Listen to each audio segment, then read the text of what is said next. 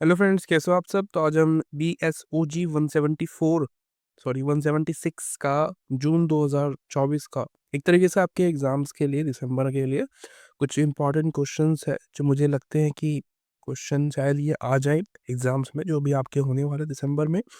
तो आपकी बुक का नाम आपको पता ही है, अर्थव्यवस्था और समाज।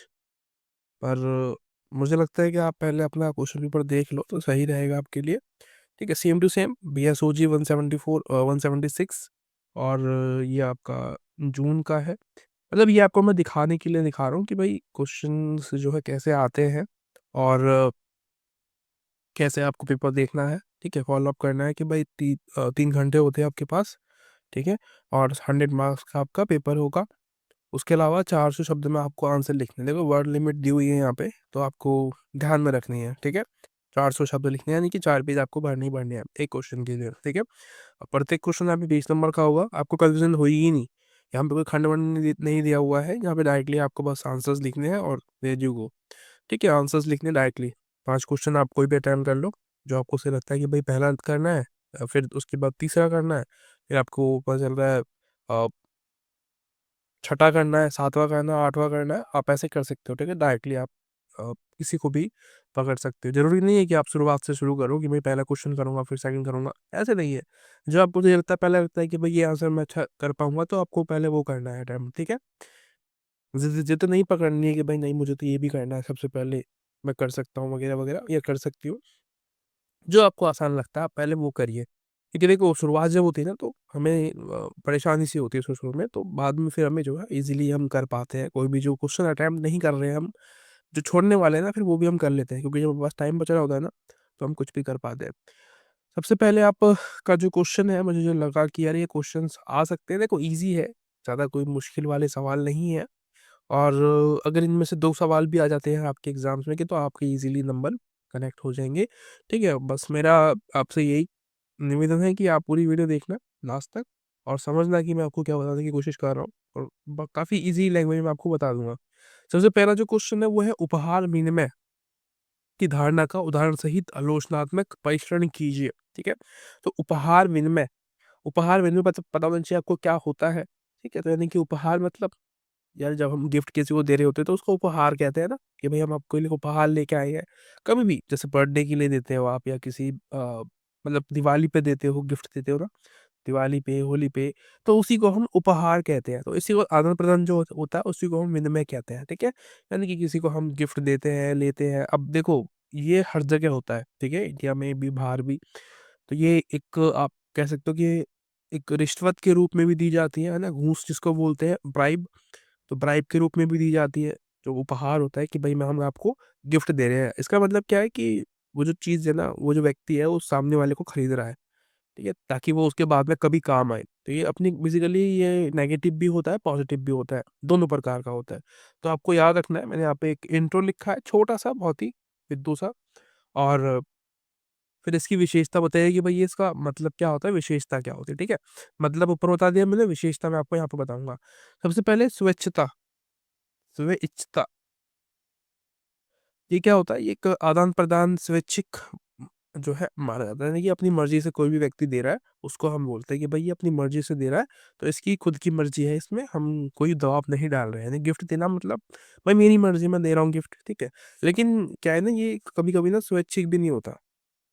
ये यहाँ पे ना आपको दबाव देखने को मिलता है कि भाई सामने वाला जो है मुझसे कुछ डिमांड कर रहा है, तो मैं कैसे पूरी करूँ उसको ना। जैसे कि कोई पता चल रहा है अधिकारी है, कोई सरकारी अधिकारी आता है, आप ये देखते हो प्राइवेट जॉब में नहीं होता है सब, सरकारी में ही होता है। तो सरकारी में आप देखते हो कि भाई वो सामने वाला जो है मुझसे डिमांड कर रहा है, तो मैं कैसे करूँ, क्या करूँ, उसके लिए क्या दूँ। तो वो जैसे कि कोई पुलिस वाला है, तो वो आपसे डायरेक्टली बोलेगा कि कुछ कर दे, चाय पानी चाय पानी। तो वो क्या कह रहा है आपसे, एक तरीके से आपसे वो गिफ्ट मांग रहा है, गिफ्ट के रूप में पैसे मांग रहा है जो भी। कुछ तो ऐसे होते हैं जो कि आपसे डायरेक्टली मांग करेंगे कि आप एक बोतल लिया। बोतल का मतलब समझते हो ना, वो दारू जो होती है। और वो भी महंगी वाली मंगाते हैं, वो ब्रांड नाम बताएंगे आपको कि भाई ये वाला लेके आना है तेरे को। राइट, तो इस तरीके से हमारे साथ हो चुका है, इसलिए मैं बता रहा हूँ आपको। ये मतलब पुलिस वाले बहुत ज़्यादा बेकार होते हैं मुझे लगता है। ठीक है, मतलब कुछ लोग होंगे जो अच्छे भी होंगे, लेकिन ज़्यादातर बेकार ही है। मुझे जितने भी मिले अभी तक सब घटिया लोग, घटिया तरीके के लोग हैं। कोई नफ़रत नहीं फैलाने वाली बात है, ये रियलिटी है। ये लोग ऐसा ही करते हैं, ठीक है? ये भ्रष्टाचार फैला रहे हैं और कुछ नहीं कर रहे हैं। ये भारत को खोखला करने का काम कर रहे हैं, ठीक है? ये सामाजिक मापदंडों और आपदाओं में अंतर्निहित होता है। यानी कि जो अ, हमारी जो परंपराएँ हैं, ठीक है? जो हमारी सोसाइटी है, वो है ही ऐसी। भाई लेना-देना यहाँ यहाँ पे जो है लगा रहता है। ठीक है, तो ये स्वैच्छिक होता है, ऐसा मतलब हम मानते हैं कि अपनी मर्ज़ी से दे रहे हैं, लेकिन अब अपनी मर्ज़ी नहीं होती वहाँ पे कभी-कभी, हमेशा नहीं होता है। कभी-कभी हम जो है दबाव में आकर भी देते हैं। अब जैसे कि आप कभी बर्थडे में जा रहे हो, ठीक है? बर्थडे किसी की में सेलिब्रेट करने के लिए जा रहे हो, तो वहाँ पे क्या होता है? आप क्यों देते हो? क्योंकि आप बिना अगर आप खाली हाथ जाओगे, तो लोग आपको देखेंगे कि अरे! ये कुछ लेके ही नहीं आया, है ना? तो दबाव में भी आके आपको देना पड़ता है कि भाई सामाजिक संबंध अच्छे बनाने के लिए आपको वो सब चीज़ें करनी पड़ती है, अपनी प्रतिष्ठा दिखाने के लिए कि देखो हम बड़े हैं। हम बहुत पैसे वाले हैं वगैरह-वगैरह। इन सब चीज़ों को दिखाने के लिए भी जो है हम गिफ्ट अच्छे देने की कोशिश करते हैं, ठीक है? अपनी औकात से ज़्यादा देने की कोशिश करते हैं, ऐसे भी होता है। तो सामाजिक संबंध मैंने आपको बता दिया अच्छा होने के लिए होता है और पारस्परिकता बढ़ती है इससे और प्रतिष्ठा और स्थिति ये भी जो है आपको दिखाते हैं।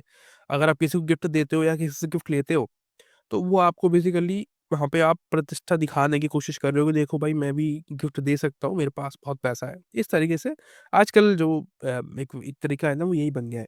अब यहाँ पे काफ़ी सारे एग्ज़ाम्पल्स लिखे हुए हैं मैंने पर ये रियल लाइफ़ के नहीं है, शायद आपको पसंद ना आए लेकिन मुझे लगता है कि ये एग्ज़ाम्पल्स अगर आप लिखते हो एग्ज़ाम में तो आपको अच्छे नंबर मिल सकते हैं, ठीक है? क्योंकि नॉर्मल एग्ज़ाम्पल्स तो हम सभी लिख देंगे, लेकिन कुछ ऐसे एग्ज़ाम्पल्स हैं जो कि बहुत ज़्यादा बड़े-बड़े होते हैं, ठीक है? ये आप ऊपर भी एग्ज़ाम्पल लिख सकते हो लेकिन यहाँ पे भी एक अलग से एग्ज़ाम्पल का पॉइंट बना के आप कुछ ये गिने-चुने हैं यार, मतलब इनको आप लिख सकते हो आराम से। जैसे कि पहला है कोला रिंग। अब ये कोला रिंग क्या है? कह रहा है कि ये ट्रोब्रियंट एक द्वीपवासी है करके लोग हैं ट्रोब्रियन। तो ये कहीं द्वीप में रहते होंगे, किसी जगह पे रहते होंगे, किसी आइसलैंड पे रहते होंगे। तो कह रहा है कि उनके बीच में जो उपहार है ना, उनका आदान-प्रदान होता है। इसमें क्या क्या देते हैं वो? बाजूबंद देते हैं, शेख जो है वो देते हैं वो और हीरो का जो हार होता है, ठीक है? हार वगैरह जो होते हैं, वो प्रदान करते हैं, लेना-देना चल रहा था उनका। तो ये बेसिकली एक औपचारिक आदान-प्रदान यहाँ पे आपको देखने को मिलता है उनके बीच में, उन द्वीपवासियों के बीच में एक प्रजाति होगी, उनके बीच में ऐसा जो है हम देखते हैं। अब वो सभी जैसे देते हैं, ठीक है? वो एक एक नॉर्मल चीज़ है उनके लिए, कोई बड़ी चीज़ नहीं है। उसके अलावा उनकी परंपरा है, ऐसा समझ के चलो आप। पॉटलेज अब ये क्या है? कह रहा है कि नॉर्थ वेस्ट के बीच एक प्रथा है जिसमें संपत्ति दान करके अपनी जो स्थिति है उसको हम दिखाते हैं, ठीक है? प्रॉपर्टी को डोनेट करते हैं, लोगों को देते हैं मतलब उनको सरकार को दे दी, किसी व्यक्ति को दे दी, किसी पता चला अनाथालय जो होता है, ठीक है? या फिर जो बुजुर्गों के लिए बनाते हैं ना, वो उनके लिए दे दी प्रॉपर्टी कि दान कर दी कि बना लो अब यहाँ पे कोई भी कुछ भी बना लो।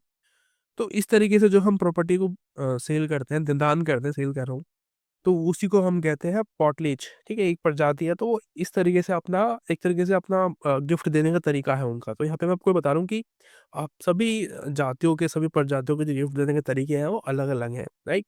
उसके अलावा जन्मदिन उपहार होता है, भाई जब हम गिफ्ट वगैरह देते हैं किसी को जन्मदिन पे, तो क्या होता है? संबंध बना होता है अच्छा और उसके अलावा अपना जो प्रेम है उस बच्चे के प्रति जो छोटा बच्चा है जिसका भी जन्मदिन है, उसको दिखाता है, ठीक है? कि भाई गिफ्ट जितना अच्छा देगा, उसे सिद्ध होगा कि भाई वो कितना प्यार करता है। तो ये एक हमारे समाज की नहीं, सभी समाज की जो है एक प्रॉब्लम बन चुकी है, ये सब चीज़ें, ठीक है? दिखावा। अब हम दिल से किसी को प्रेम नहीं करते, हम दिखावा ज़्यादा करते हैं। उसके बाद आता है आलोचनाएँ, जो कि आपके सवाल में पूछा भी गया था कि भई आलोचनाएँ करिए, ठीक है? मतलब एक स्पष्ट आलोचनात्मक परीक्षण कीजिए लास्ट में। तो हम बता सकते हैं कि भई जो उपहार लेना-देना है, वो एक प्रकार का शक्ति प्रदर्शन है, ठीक है? यहाँ पे जो भी व्यक्ति उपहार देता है, तो वो अपनी प्रतिष्ठा दिखाता है कि भई देखो मैं पावरफुल हूँ, मेरे पास बहुत पैसा है, ठीक है? और इसमें आपको देखने को मिलता है कि यहाँ पे आर्थिक फ़ायदा भी होता है, मतलब आर्थिक लाभ उठाने की कोशिश यहाँ पे की जाती है। कहने का मतलब अब देखो आपने देखा होगा कि जो गिफ्ट वगैरह होते हैं, गिफ्ट लेना और देना वहीं पे होता है जहाँ पे लोग पहले से ही समृद्ध होते हैं, ठीक है? अभी जैसे अडानी की शादी हुई, मतलब अडानी की लड़के की शादी हुई, तो वहाँ पे जो गिफ्ट दिए गए, लिए गए, वो कैसे थे? करोड़ों रुपए की रिंग दे रहे हैं, ठीक है? और मतलब गाड़ियाँ दे रहे हैं, कभी कुछ दे रहे हैं, कभी कुछ दे रहे हैं। तो वो किसको दे रहे हैं? वो जिसके पास पहले से ही वो सब कुछ होगा, ठीक है? अब जो कोई गरीब व्यक्ति है अगर वो सब उसको मिले तो उसकी ज़िंदगी तो बदल जाएगी ना। लेकिन यहाँ पे क्या होता है, हम लेने से पहले सॉरी देने से पहले लेने की कोशिश करते हैं। हम सोचते हैं कि यार अभी हम इसको देंगे तो वापस बाद में ये हमें कुछ ना कुछ और देगा, ठीक है? और शायद ज़्यादा ही देगा, कम नहीं देगा। तो ये जो हमारी जो इच्छाएँ हैं ना, ये आर्थिक फ़ायदा हम यहाँ पे देखते हैं कि भाई बाद में भी तो मिलेगा ना मुझे। तो हम वहीं पे देते हैं जहाँ पे हमें लगता है कि वापस मिलेगा हमें बैक, ठीक है? और ये आपके सांस्कृतिक महत्व को बढ़ावा देता है, ठीक है? आलोचनात्मक मतलब होता है यहाँ पे, देखो आलोचना सिर्फ़ आलोचना ही नहीं है, इसमें आपको और भी चीज़ देखनी है। देखो सांस्कृतिक महत्व मतलब ये आपकी चीज़ जो है ना कल्चर को बढ़ावा भी देता है यहाँ पे, पर यहाँ पे हम उसको नेगेटिव भी देख सकते हैं और पॉजिटिव भी देख सकते हैं, ठीक है? नेगेटिव में क्या होता है कि भाई कल्चर को बढ़ावा मिलेगा तो शायद दूसरे कल्चर को बढ़ावा कम मिले। जैसे कि अभी हम बात करते हैं वेस्टर्न कल्चर्स की, तो वो बढ़ रहे हैं, उनका जो एक तरीके से महत्व है वो बढ़ता जा रहा है हमारे लिए। हम उनको ज़्यादा फ़ॉलो कर रहे हैं, हम पिज़्ज़ा, बर्गर हमारे जो उठना-बैठने का तरीका है वो वैसा ही होने लगा है, ठीक है? हो गया है लगभग। तो ये क्या है, ये हमारा कल्चर जो है डिस्ट्रॉय कर रहा है, उनका कल्चर हमारे कल्चर को डिस्ट्रॉय किए जा रहा है। ये क्या है, ये सांस्कृतिक महत्व ही तो है, ये जो बढ़ रहा है, उनका महत्व बढ़ रहा है, हमारा महत्व जो है वो कम हो रहा है। तो ये नेगेटिविटी नहीं हो गई। अभी गिफ्ट लेना और देना हमारे समाज में नहीं था पहले, ठीक है? ये अभी शुरू हुआ है। इन लोगों को देख के, ये जो अंग्रेज वगैरह आए थे, इनको देख के हमारे समाज में गिफ्ट लेना और देना शुरू हुआ। इससे पहले नहीं था, ठीक है? इससे पहले हम लोग साथ रहते थे और गिफ्ट तो यार एक दिन की बात है ना? मेन चीज़ क्या है? साथ में रहना, दोस्ती बनाए रखना, ठीक है? प्यार करना, प्रेम करना एक-दूसरे को, ये हमेशा के लिए रहता है। गिफ्ट तो है, बर्थडे आएगा तो मिलेगा, इधर नहीं नहीं मिलेगा। वो हमारा नहीं था, ऐसा कुछ नहीं था पहले, ठीक है? और जैसे कि अभी हम मदर डे मनाते हैं, फादर डे मनाते हैं, ये सब जो है ढोंगबाज़ी है और कुछ नहीं है, ठीक है? वो उन लोगों के लिए है, हमारे लिए नहीं था ये सब। हम तो शुरुआत में भी जो है हमारे अपने पेरेंट्स को इज़्ज़त देते हुए आए हैं और हमेशा देते रहेंगे। कुछ लोगों की जो खोपड़ी है वो खराब हो गई है, वेस्टर्न कल्चर्स को देख के कि भई हम पेरेंट्स को घर पे क्यों रखें वगैरह-वगैरह। तो वो लोग से आप बहस भी नहीं कर सकते इस मामले में।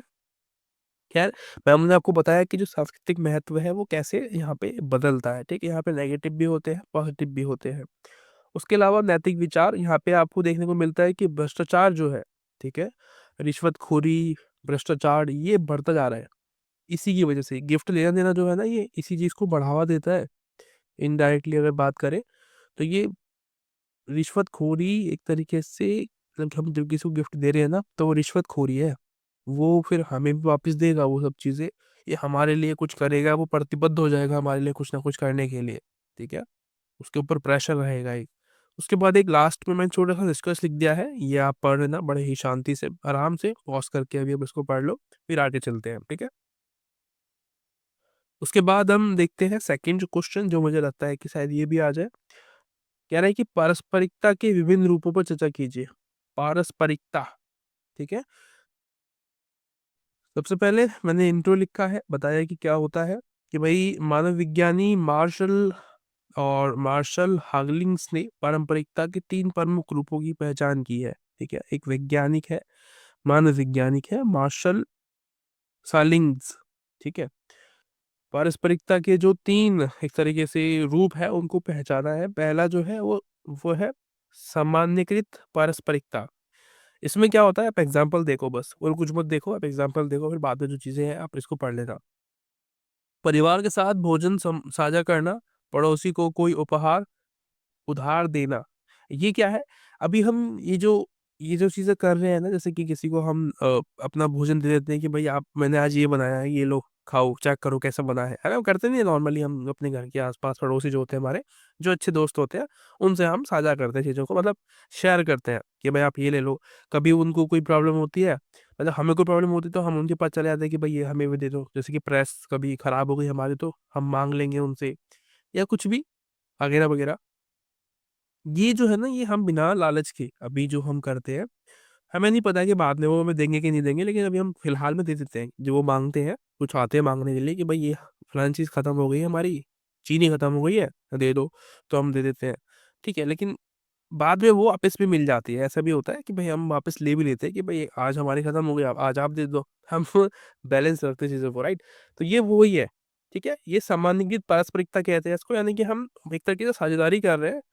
यहाँ पे हम दोनों बराबर की ही साझेदारी करते हैं, यानी कि हम एक लालच नहीं रखते यहाँ पे मन में कि बाद में हमें मिलेगा भी कि नहीं मिलेगा, या अभी मिलेगा कि नहीं मिलेगा, अभी का। इसी को हम कहते हैं सामान्यीकृत पारस्परिकता, ठीक है? अब देखो, आप किसी को सामान दोगे तो ऐसा तो है नहीं कि डायरेक्टली माँग लोगे कि नहीं आज ही दे दो वापस। वो चीनी माँगने आपसे आया है, तो आप ये थोड़ी ना कहोगे कि अभी थोड़ी देर में वापस दे दियो। अब चीनी तो वो इस्तेमाल कर लेगा ना चाय बनाने में, या कोई भी जो भी चीज़ बना रहा है वो, कुछ भी वो बना रहा है वो, उसको यूज़ कर लेगा। बाद में वो सामान लेके आएगा, राशन पानी भरेगा अपना, तब लेके आएगा ना, तब देगा आपको कि भाई ये ले लो आपकी चीनी, बाद में देगा। पर वो प्रेज़ेंट में अभी जो वर्तमान की अगर हम बात करें तो अभी नहीं दे पाएगा, क्योंकि उसने इस्तेमाल कर लिया, वो कैसे दे देगा? या तो वो इस्तेमाल करेगा, या आपको आपकी चीज़ वापस कर देगा, राइट? तो ये है। सेकंड होता है संतुलित पारस्परिकता। इसमें क्या होता है? उदाहरण देखो आप इसमें भी, वस्तुओं का विनिमय, जन्मदिन और छुट्टियों पर उपहारों का आदान-प्रदान। इसमें क्या होता है, रिटर्न की इच्छा जो है यहाँ पे आपको देखने को मिलती है। मैंने आपको बताया था ना, गिफ्ट जो होता है हम किसी को दे रहे होते हैं तो क्या हो, उससे पहले हम लेने की सोचते हैं कि यार बाद में मेरा मेरा भी बर्थडे आ रहा है, मुझे भी देगा, ठीक है? होता है हमारे समाज में अब ये सब होने लगा है कि हम लालच बहुत ज़्यादा करने लगे हैं कि भाई मिलेगा हमें वापस, है ना? हम कुछ भी कुछ दे रहे होते हैं, तो हम हमारे दिमाग में लालच रहता है कि वापस भी तो मिलेगा ना। जैसे कि किसी की शादी में जाना, है ना? क्यों जाते हैं? क्योंकि हमें पता है कि वापिस भी हमें, मतलब हमारी शादी जब होगी या हमारे बच्चों की शादी होगी, या जैसे कि आपके पेरेंट्स सोचते होंगे, तो हमेशा यही रहता है उनके दिमाग में भी कि हम नहीं जाएँगे तो वो कैसे आएँगे हमारी शादी में, राइट? तो वो कुछ ऐसा ही है, संतुलित पारस्परिकता भी ऐसा ही है कि भई हम वस्तु दे तो रहे हैं, लेकिन हम माँगने की भी इच्छा रखते हैं कि वापिस भी तो मिलेगा ना। अगर अगली बार तेरा बर्थडे आएगा तो वो तेरे को भी वापस गिफ्ट देने के लिए आएँगे। अब जो ये गिफ्ट लेना और देना जो बन गया है ना, वो यही रह गया है। ठीक है, लालच और कुछ नहीं है। उसके अलावा नकारात्मक पारस्परिकता, इसमें क्या है कि भई बाज़ार में मोल-भाव जो आप करते हो, कुछ भी चीज़ों को आप सस्ता करके लेते हो ना, कि नहीं इतना दूँगा, इतना दूँगी, इस तरीके से। वो बता रहा है ₹500, आप बता रहे हो कि नहीं ₹100 का है ये तो बस। तो वो क्या है, वो मोल-भाव है आपका, ठीक है? इसको हम नकारात्मक भी कहते हैं। लेकिन इसमें एक होता है चोरी, ये तो और ज़्यादा खतरनाक हो गया, है ना? चोरी करना, ये नकारात्मक पारस्परिकता है। आप जो अपने समाज में जो रोल प्ले कर रहे हो, वो एक चोर का है, ठीक है? ठीक है? तो ये इसमें क्या होता है, किसी भी वस्तु की जो कीमत है, आप उसको बहुत ही कम करके लेने की कोशिश करते हो। इसमें धोखाधड़ी होती है, चोरी करनी होती है, सट्टेबाज़ी, सौदेबाज़ी जो भी आप कह लो, वो यहाँ पे शामिल होती है, ठीक है? छोटा-सा है, ज़्यादा कुछ नहीं है। आपको पता है क्या करना है? मैं आपको बता देता हूँ। मैंने जो एक्सप्लेन किया है ना, इन चीज़ों को आपको सही से और बता के लिखना है। आपको ईज़िली 4 पेज भर जाएँगे, मैं बता रहा हूँ, अगर आप इनको अच्छे से करो तो। इसमें मैंने निष्कर्ष नहीं लिखा है, ठीक है? तो ये आप कर लेना। अब देखो, मेरा ये था कि कम टाइम था, आपके लिए कुछ ना कुछ करना था, तो कोशिश कर रहा था कि कुछ कर दूँ ताकि एग्ज़ाम्स में आपको एक कॉन्फिडेंस तो रहे कि यार हम लिख सकते हैं। आप इन चार्ट्स का भी यूज़ कर सकते हैं अपने एग्ज़ाम्स में, ठीक है? कोई प्रॉब्लम नहीं है, ऐसा नहीं है कि नंबर नहीं मिलेंगे, आपको अच्छे नंबर मिलेंगे बल्कि, ठीक है? इन चार्ट्स को बना लोगे तो 1 पेज वैसे ही भर जाएगा आपका, फिर अगले पेज में आप इनको एक्सप्लेन कर देना बारी-बारी से, ठीक है? ये तो कर सकते हो ना ईज़िली? बहुत ही आसान है यार, मतलब नॉर्मल सी चीज़ें हैं, ये बहुत ही ईज़ी लैंग्वेज में मैंने लिखा है, काफ़ी आसान रखा है इन चीज़ों को। तीसरा क्वेश्चन है आपका, मुद्रा के कार्यों की व्याख्या कीजिए। तो जो मुद्रा है ये तो हमें पता ही है, हलवा क्वेश्चन है ये तो, है ना? क्या-क्या कार्य होते हैं कि भाई मूल्य का मापन करना होता है। ये जो मुद्रा होती है, ये जो करेंसी होती है हमारी, ये हमारा जो भी वैल्यू होती है, उसका एक माप रख लेती है कि भाई ये ₹20 का नोट है या ₹5 की ₹5 का सिक्का है, ये 50 है, ये 100 है, ये 200 है, ठीक है? 500 का नोट है, अभी 2000 का भी आया था, बंद हो गया। तो ये क्या है, ये मूल्य का मापन है। कोई भी चीज़ बोलेगा कि भाई ये ₹50 की है, ठीक है? आपके पास ₹50 का नोट है तो आप खरीद लो उसको, ठीक है? तो एक मूल्य वहाँ पे जो है आपको मिलता है कि कोई भी चीज़ है उसका जो रेट है, उसके हिसाब से आप पैसे पे कर सकते हो उसको, आपके पास पैसे हैं तो, ठीक है? पहले नहीं था ऐसा, पहले हम वस्तुओं पे डिपेंड थे, ठीक है? अनाज के बदले कुछ और सामान ले रहे हैं, है ना? जैसे कि मैं अ, मोची हूँ, तो मेरे पास पता चला जूते रखे हुए हैं, ठीक है? तो मैं जूते के बदले में चाहता हूँ कि मुझे अनाज मिल जाए, चावल मिल जाए, दाल मिल जाए, तो ये ना मतलब डिपेंडेंसी थी दूसरे के प्रति। लेकिन अब करेंसी जब से आ गई है तो ये थोड़ा आसान हो गया हमारे लिए कि पैसे रखो अपने पास, वो लंबे समय तक रहेंगे आपके पास, कोई टेंशन नहीं है, राइट? वो सब हमारे लिए आसान करता है करेंसी, ठीक है? और विनिमय का माध्यम है कि भई आप कुछ भी लेन-देन का जो चीज़ें हैं वो आपके लिए आसान हो जाती है, और आप दूर बैठे व्यक्ति को भी पेमेंट कर सकते हो बैठे-बैठे घर पे। पहले अनाज से आप पेमेंट करोगे तो कैसे करोगे, राइट, है ना? उसको भर के लेके जाना बहुत मुश्किल था। जब ठीक है, अब ऑनलाइन हो गया है तो और ईज़ी हो गया है। हम घर पे बैठे-बैठे किसी को बोल रहा है, कोई पूछ रहा है कि भाई पेमेंट करना है, कोई बिल भरना है, ईज़िली हम कर सकते हैं ना। जैसे कि मोबाइल फ़ोन का बिल होता है, टीवी का बिल होता है, बिजली का बिल है, पानी का बिल है, ईज़िली आप पे कर सकते हो, ठीक है? घर पे बैठे-बैठे, बहुत आसान हो गया है। पहले तो आप चलो लाइन में लगते थे, ठीक है? नोट्स करेंसी होने के बाद भी बड़ा मुश्किल था, बहुत ईज़ी हो गया है ये सब चीज़ें। मूल्य का भंडारण होता है। इसमें क्या है, धन को समय के साथ सुरक्षित हम यहाँ पे रख सकते हैं, ठीक है? यानी कि हम इस मूल्य को, यानी कि जो पैसा है, इसको हम सेव कर सकते हैं अपनी बैंक में या अपने घर पे। मुझे लगता है कि अभी भी घर ही सेफ है ना? बैंक नहीं है। और ऋण भुगतान का मापन कर सकते हो आप, यानी कि जब आप कर्ज़ लेते हो, तो आप करेंसी में लेते हो, कर्ज़ देते हो तो करेंसी में ही देते हो, ठीक है? तो ये आपको याद रखना है, आर्थिक विकास को बढ़ावा देता है। सरकारी राजस्व जो है वो संग्रह जो सरकार करती है, वो भी वो करेंसी में ही करती है, ठीक है जी? आप जो भी सामान खरीदते हो उसमें टैक्स जो लगता है वो सरकार को डायरेक्टली उसका पेमेंट मिलता है, ठीक है? उसके बाद आता है आपका नेक्स्ट क्वेश्चन, जो कि है भारत में विभिन्न कृषक आंदोलन पर चर्चा कीजिए। तो अलग-अलग प्रकार के जो मूवमेंट्स हुए हैं इंडिया में उसके बारे में पूछ रहा है। तो काफ़ी आंदोलन है ना? भारत का जो इतिहास है वो इसी पे ही डिपेंड है पूरा, शिक्षक आंदोलनों पे ही पूरा भरा हुआ है इन सब चीज़ों से। सबसे पहला जो आप पढ़ोगे वो है 19वीं सदी का विकास या किसान आंदोलन, ठीक है? इसमें पहला है नील आंदोलन या विद्रोह। अब देखो हमारे पास और भी एग्ज़ाम्पल्स थे, बड़े-बड़े एग्ज़ाम्पल्स, वो आपको याद रहेंगे ही हमेशा। मैंने वो कराए हैं जो कि किसी को याद नहीं रहते हैं, ठीक है? जैसे कि नील विद्रोह है, ये 1859 और 62 में हुआ, ठीक है? मतलब 59 और 62 में चला, ठीक है? बंगाल में नील की खेती करने वाले किसानों के खिलाफ अंग्रेज़ों की जो ईस्ट इंडिया कंपनी थी, उन्होंने किया था, ठीक है? उसके बाद पवन अ, पवना विद्रोह, इसमें क्या है, ये 1870 में हुआ, बंगाल में किया गया था और किसानों ने जमींदारों के खिलाफ जो है ये किया था, ठीक है? आपको याद छोटा-मोटी चीज़ें हैं, ये याद रखनी है बस, ज़्यादा कुछ नहीं है।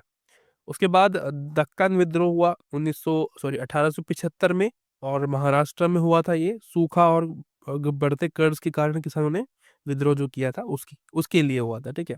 उनके मतलब कर्ज बढ़ रहा था उन पे, और सूखा ज़्यादा पड़ रहा था तो उसकी वजह से उन पे कर्ज बढ़ गया, जिससे कि उन लोगों ने विद्रोह कर दिया। 20वीं सदी का आंदोलन, ये क्या है? सबसे पहला इसमें आता है रांची का आंदोलन, 1917 में हुआ बिहार में। और कह रहा है कि एक होता है 1918 में गुजरात में हुआ, राजस्व माफ़ी हेतु किया गया था ये। और 1928 में गुजरात में राजस्व वृद्धि के विरोध में जो है ये आपको मिलता है, ठीक है?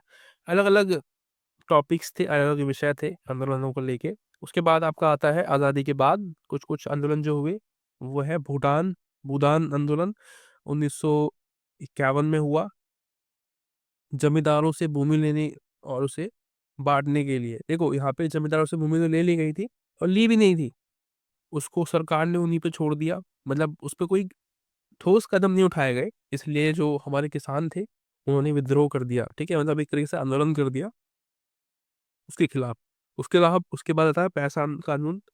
ये क्या है? आदिवासियों के अधिकार क्षेत्र में रक्षा हेतु, बेसिकली जहाँ पे वो उनका जो क्षेत्र होता है, देखो कुछ जो क्षेत्र होते हैं हमारे इंडिया में, जैसे कि कोई जंगल का एरिया है, जहाँ पे आदिवासी समुदाय रहते हैं, तो उसके कुछ-कुछ जगह तक ना सिर्फ़ उन्हीं का ही इलाका रहता है। आप उसके अंदर नहीं जा सकते, ठीक है? आपको परमिशन नहीं होगी वहाँ पे जाने की। तो वो होता है, वहाँ पे बनाया गया था पैसा कानून, ठीक है? और 2020 और 21 का जो आंदोलन था, जिसमें कि जो किसान थे उन्होंने विद्रोह किया था, मतलब आंदोलन किया था कि भाई जो भी आपने कानून बनाए हैं उनको वापस लीजिए, हमें पसंद नहीं आ रहे हैं, ठीक है? तो ये अभी-अभी फिलहाल का है, ये तो बिल्कुल नया है। उसके बाद आता है आपका किसान विभाजन के कारण। अब इसमें आता है ज़मींदारी प्रथा है, ठीक है? जिससे कि किसानों को बुरा लगता है और वो आंदोलन करते हैं।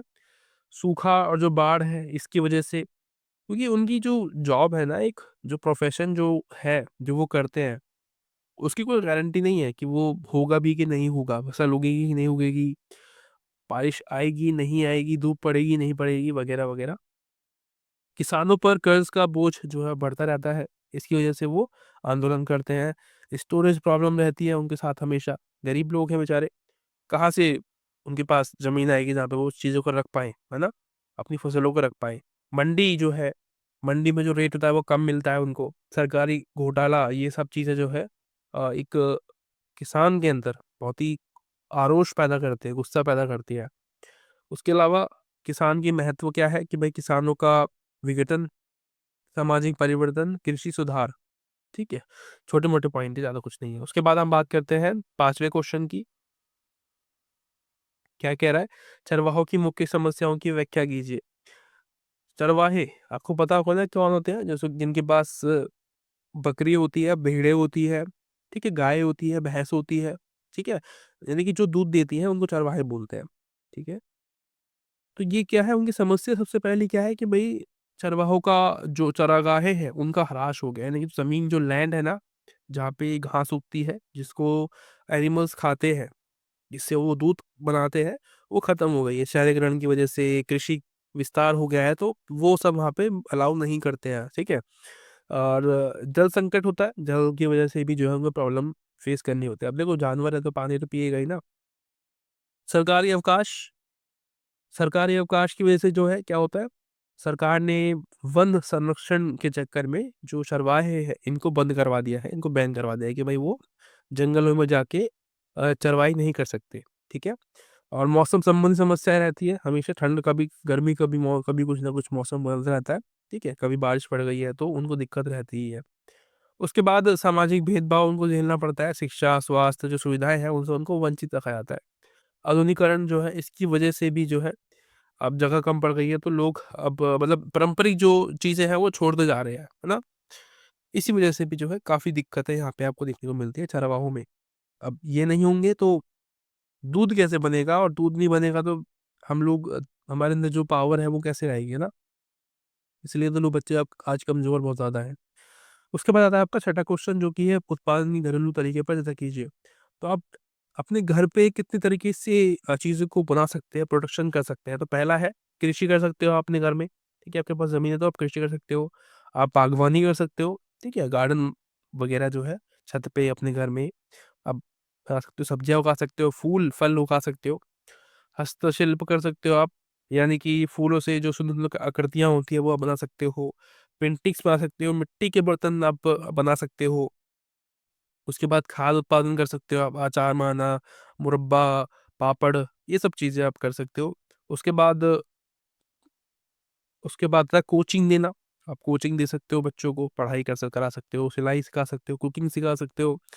साबुन बनाने का काम भी कर सकते हो, मोमबत्ती वगैरह, कागज़ के जो घर होते हैं या कारीगरी जो होती है वो कर सकते हो आप। संपत्ति से जो है आप काम कर सकते हो। उस संपत्ति अगर आपके पास है, आपके पास ज़मीन है तो आप उसपे कुछ बना के स्कूल खोल दो उसपे, लोगों को किराए पे दे दो।